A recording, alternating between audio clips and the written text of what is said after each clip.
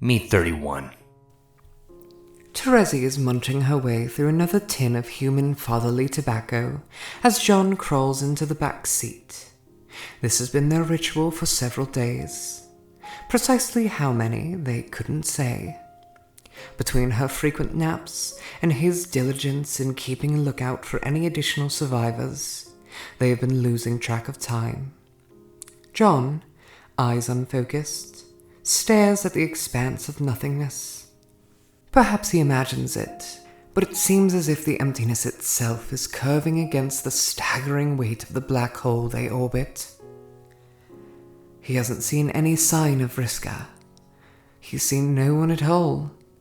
It's just him, Terezi, and the sky on all sides. He scoots back to lean against the car door, drawing his knees up to his chest, unsure how to act around Terezi or how much room to give her. She holds out a handful of tobacco. Want some delicious dry candy shavings? Ew, no. Do you have any idea what you're eating right now? She shrugs and licks the crumbs off her hands.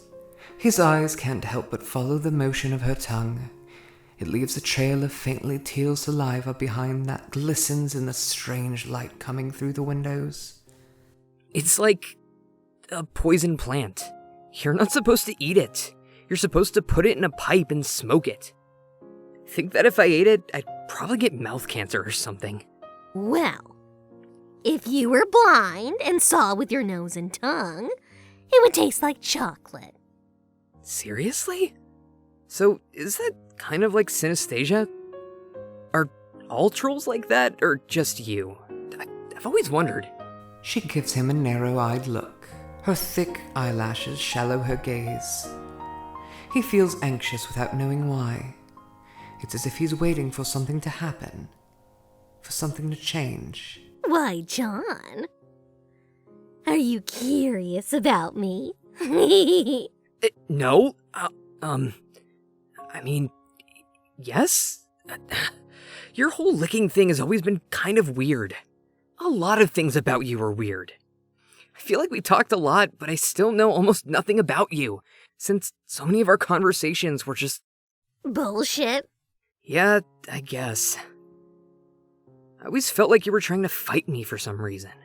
Like, I can't just talk to you normally. It always has to be, like, a jokey argument, or a snark-off or something. For it to be a snark-off, you'd have to prove a worthy opponent, Egbert. See? Like that! You just always do that. Terezi's expression changes in a subtle way, slowly, like the tide pulling out. She snaps the tobacco tin shut and sets it down on the floor of the car. I suppose I can be pretty difficult to be around. Oh, no, I didn't mean... I'm sorry, Terezi. He unfolds his legs so he can set a comforting hand on her shoulder. He wonders if he's allowing it to linger there longer than it should. Look, I've been really depressed and antisocial for the last few years. So, I guess going on this insane suicide mission out of nowhere has been making me get all, philosophical about my relationships and shit. I think I've been out here long enough that I'm starting to forget what certain basic things feel like, if that makes sense. I feel like I'm all numb inside, and this fucking tooth in my chest isn't helping either. I think I just want to have a real conversation with someone. He pushes her shoulder, lightly, so that they're looking at each other. Terezi, I want to have a real conversation with you. Terezi makes very close eye and nose contact with John, in a way that comes across as intently sincere. This arrangement lasts for about 10 seconds before her mouth cracks a grin, and she doubles over laughing. Oh my god, that's the lamest thing I've heard in my entire life. Oh, come on! Egbert, no matter how old or young you are, you never change. You are positively, truly, and undeniably the biggest fucking dork I've ever known.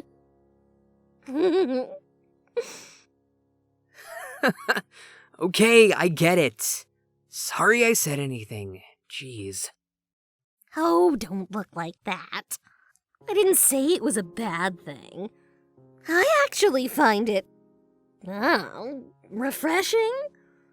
She pulls her legs up under her. Her shoes catch the light and reflect it all over the ceiling in little red dots. John's heart skips a beat. You're wearing Jade's shoes. Terezi frowns, and then her eyes widen as if she's been caught. Her reply is defensive. They were in the wallet. Oh yeah. I guess I put them in there. I like them. I can take them off if it's creeping you out, though. No, it's fine. It just made me think about The doom timeline, he means. The state of the session he entered, where he was confronted with billions of pieces of debris from several shattered planets. He pictures Terezi's lifeless body as it collapses onto a corpse-shaped chalk outline she drew for herself. You know what happened, right? The first time we all met up and tried to fight off the Condas? We were all completely unprepared and basically got our asses handed to us. By which I mean, everybody died. I think about it a lot. I guess it's kind of hard not to think about seeing all of your friends die horrible deaths. But I also think about you from that timeline a lot too. Me? Why is that? Because you were amazing. I couldn't believe how you could hold it all together while you were literally bleeding to death. Almost like it wasn't even bothering you. Like, you were actually in the process of dying horribly, and you still went to the bother of dunking on me with your scarf instructions. You were so brave. It was like you were undefeatable that day. Like you were refusing to let us lose. I think I carry around that memory whenever I think of you. And maybe why I always feel like you're sort of steamrolling over me when we talk. I think I'm still a little intimidated by you. I guess that sounds kind of stupid, though. Suddenly, Terezi's voice is very small. I remember all that. You do? She nods, smiling grimly. That's why I'm out here. You see, that doomed Terezi missed Vriska so much. It was like a hole in her heart. I remember the way she felt because one time, all her memories came flooding back. I even got to see what happened when she died. She and another Vriska ghost finally found each other, and it made me so happy getting to feel that, as if it was one of my own memories.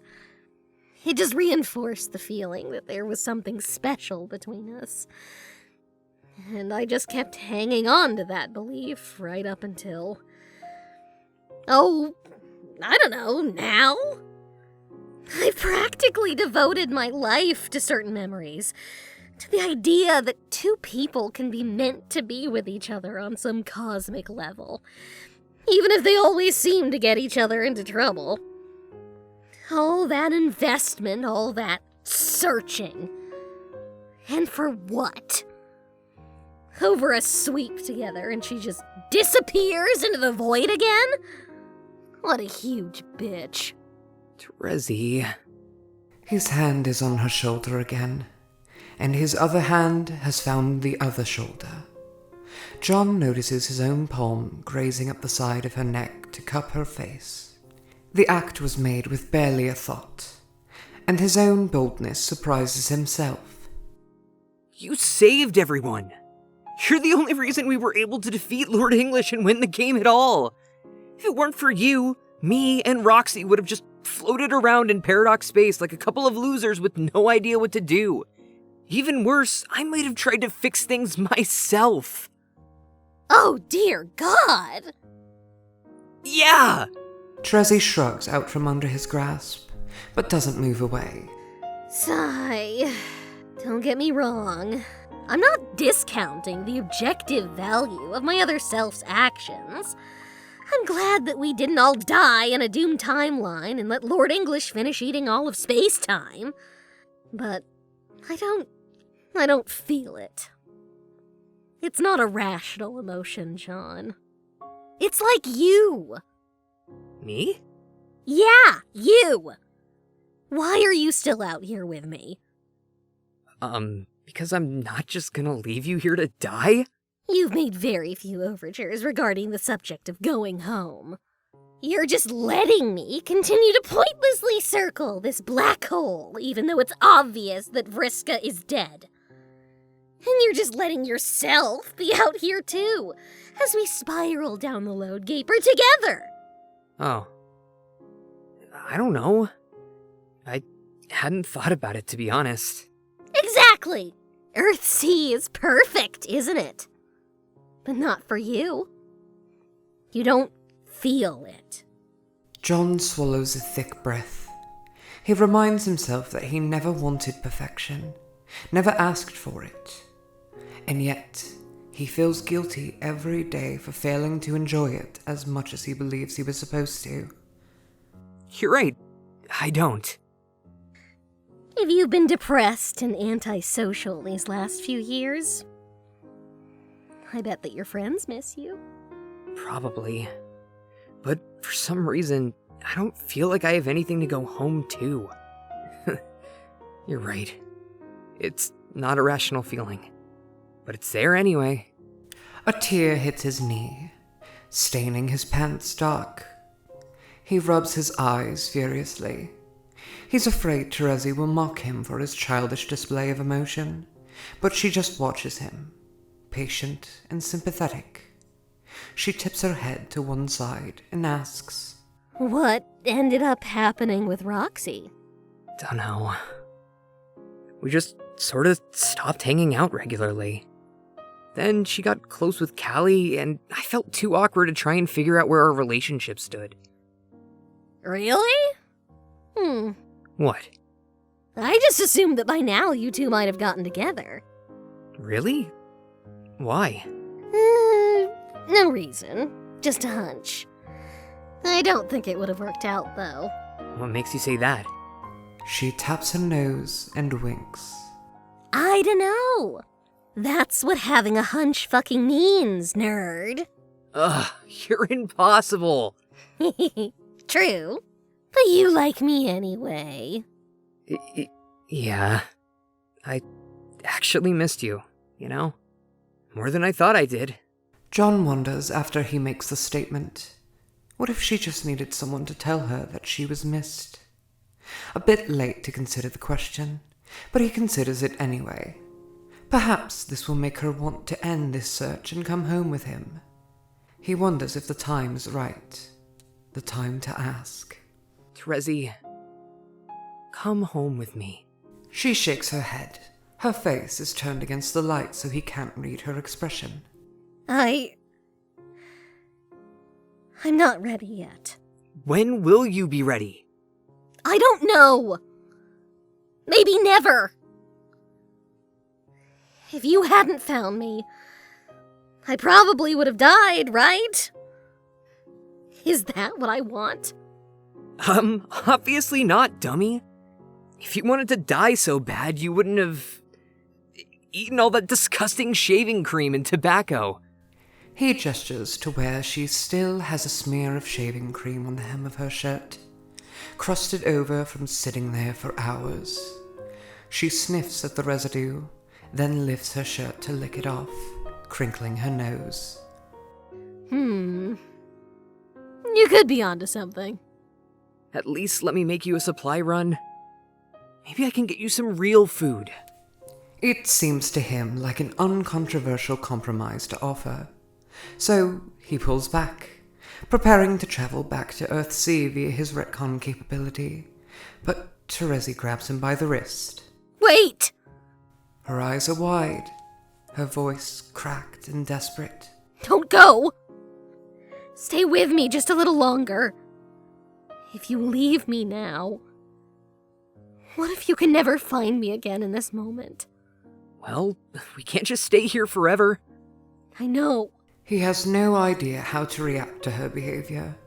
He's never seen her this vulnerable. She's shaking where she is touching him, and her lower lip is visibly trembling. He nods, and she slowly lets go of his arm. They are silent for a minute. They both stare ahead, at the car seats in front of them, sitting close enough to hear the beat of each other's heart. Do you want me to take a look at your wound? John had gotten so used to the pain, he'd almost forgotten about it. He looks down at the place where his shirt has grown stiff from the congealed blood. Now that he dwells on it, he can feel the ache again, both from the tooth piercing his flesh and more insidiously from the poison it has been delivering into his bloodstream. Yeah.